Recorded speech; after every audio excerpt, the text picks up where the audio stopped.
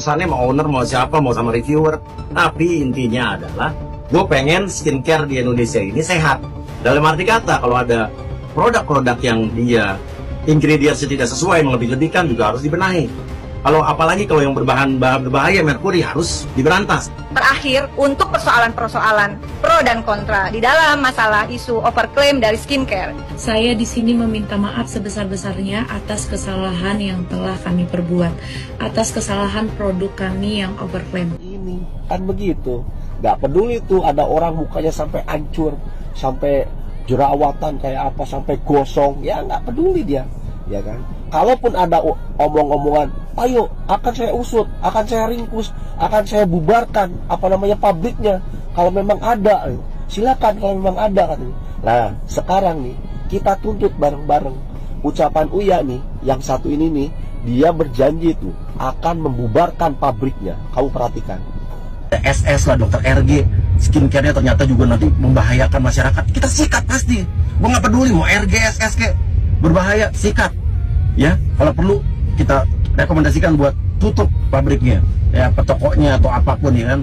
Tapi ya, dan mereka juga kalau ternyata mereka fitnah, ya, mereka bilang pemerasan itu ternyata fitnah, kita juga kalau perlu akan tuntut balik dan kita akan minta pertanggungjawaban mereka, karena mereka berarti udah berbohong di depan anggota DPR. Nah tuh dia bilang, ya kan, akan saya bubarkan katanya pabriknya, akan diringkus dan lain sebagainya kalau memang ada. Nah sekarang owner skincare-nya sendiri nih, si Sela Sokia ini, SS ini, dia ngakuin kok ada overclaim di produknya. Dia minta maaf. Apa kurang nih buat Uya-Kuya buktinya? Apa harus rakyat dulu, ya kan, mencari-cari, ya kan, ada overclaim atau enggak, begitu loh. Anda kan lebih berwenang. Anda bisa panggil tuh para ahli fisika, para ahli kimia, ya kan, suruh meneliti itu kosmetik. Bukan malah rakyat yang suruh nyari, kemudian lapor kepada Anda. Anda dong, Anda kan punya kuasa, begitu loh. Apalagi ini nih, ownernya sendiri udah ngaku. Kapan Uya mau bubarin ini pabriknya, mau bubarin ini usahanya Sela Sokia? Ayo Uya, kita tuntut. Nih dengerin Uya ya, si Sela Sokia sendiri, ini yang dia ngaku nih. Saya di sini meminta maaf sebesar-besarnya atas kesalahan yang telah kami perbuat, atas kesalahan produk kami yang overclaim. Bicara tentang overclaim, apakah Bapak Uya-Kuya yang terhormat, DPR RI, Komisi 9. Saya melihat VT Bapak yang menceritakan bahwa Komisi 9 itu tidak mengundang produsen skincare, tapi mereka mengirim surat untuk RDP. Oke Pak, saya berdiri di konsumen nih Pak ya, karena saya sebagai ketua Smart Konsumen. Saya ceritakan nih Pak, perjalanan panjang kita. Karena kita merasa Pak, ini kita konsumen ada induk, ada badan yang dibentuk oleh negara, namanya BPKN, Badan Perlindungan Konsumen Nasional. Maka kami kirim surat Pak ke BPKN. Ya, sebelum itu saya bikin petisi Pak, korban-korban skincare. Panjang berapa minggu kita bikin Pak, sebulan. Kemudian BPKN datang Pak. Datang ke Surabaya menemui kita korban-korban skincare. Janji akan dipertemukan dengan ketua BPKN di Jakarta. Ada sebulan kemudian kita ke Jakarta Pak, ditemui betul dengan BPKN. Kemudian silakan kita ungkapkan kita mau RDP Pak dengan Komisi 9. Cuma BPKN menyampaikan, oke, kirim surat melalui BPKN untuk RDP dengan DPR RI. Kita hargai BPKN karena kembali lagi BPKN sebagai lembaga Pak, kita anggap induk, di mana BPKN kita anggap badan negara yang melindungi konsumen. Tugasnya memang harusnya seperti itu Pak. Jadi melalui itu surat ke BPKN untuk RDP dengan Komisi 9. Tiba-tiba Pak, kita nunggu dari tahun 2024 November kemarin, tiba-tiba barusan kita dengar kabar produsen skincare diundang Pak RDP. Jadi panjang jalannya kita Pak, berliku-liku Pak. Itu Pak, nggak bosen saya ngingatin Pak, nunjukin gambar surat sudah diterima oleh BPKN. Entah BPKN neruskan ke Komisi 9 atau tidak, kita tidak tahu Pak. gitu. Sehingga kami menilai keterangan dia itu adalah keterangan yang tidak berkualitas. Tak berhenti di situ, Fitri juga mencibir pengakuan Nikita yang menyatakan tidak mengenal Isa Zega. Menurut Fitri, Nikita pernah dicarikan pekerjaan oleh Isa dan bahkan sempat meminjam uang dari selebgram transgender tersebut. Lebih lanjut, Fitri pun menegaskan bahwa dirinya merasa menyesal dan malu sempat membela ugal-ugalan mantan sahabatnya itu.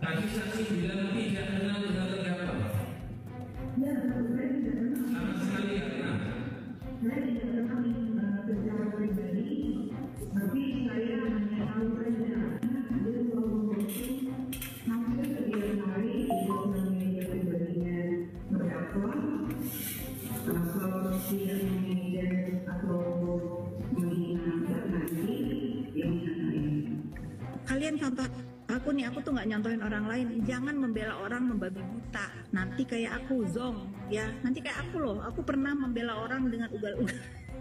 Bodoh. Aku pernah membela orang dengan ugal-ugalan karena aku nggak tahu siapa nih manusia. Ternyata begitu tahu, oh ternyata memang dia ini biadab gitu loh. Ternyata selama ini tuh aku banyak banget dibohongin. Contoh nih ya. Kenapa aku tuh jadi merasa sama Isa Zega itu malu hati sendiri ya, karena kan NM ini selalu ngomong aku nggak kenal dia kak, aku cuma dikasih kerjaan 1 kali kak, itu udah nih gini nih kata dia nih ya.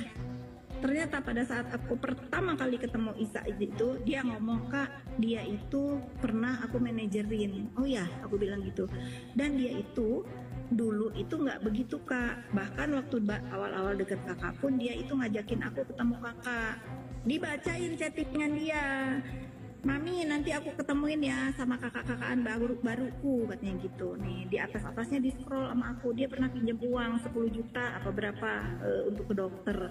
Terus Isa Zega ini baik, aku nggak ada kalau segitu, aku kasih cek ya, lillahi ta'ala nih bunyinya gitu. Oh ya udahlah, kalau dia mau buka cek berapa puluh juta gitu, ya sudah kalau nggak ada yang ada aja. Kalau nggak salah sampai nggak nyampe 10 juta. Bayangkan malunya aku tuh kayak apa tuh waktu pertama kali ngeliat, oh ternyata bener. Nah kemarin kan Isa kan ngomongin tuh bahwa pernah dikasih kerjaan. Nggak usah nggak ngaku, emang pernah dikasih kerjaan. Apapun caranya ya udah memang dia pernah ditolong. Tapi nggak mungkin kan jurutan selama misalnya 2 tahun 3 tahun, nggak mungkin lah. Bebas ya. Iya pasti bisa bebas ya. Nah ini tidak dibebaskan mungkin karena polisi tahu masih bisa kok jangka waktunya supaya mencapai P21 gitu. Jadi orang nggak bisa bilang lepas bebas. Kan jadi gini netizen, kalian itu kalau membaca, kalian itu masih gini, kalian boleh membaca, tapi jangan SDM IQ 58, harus ada nalar dan logika juga. Kan banyak juga orang-orang Indonesia yang pinter tuh kayak gue gitu ya kan.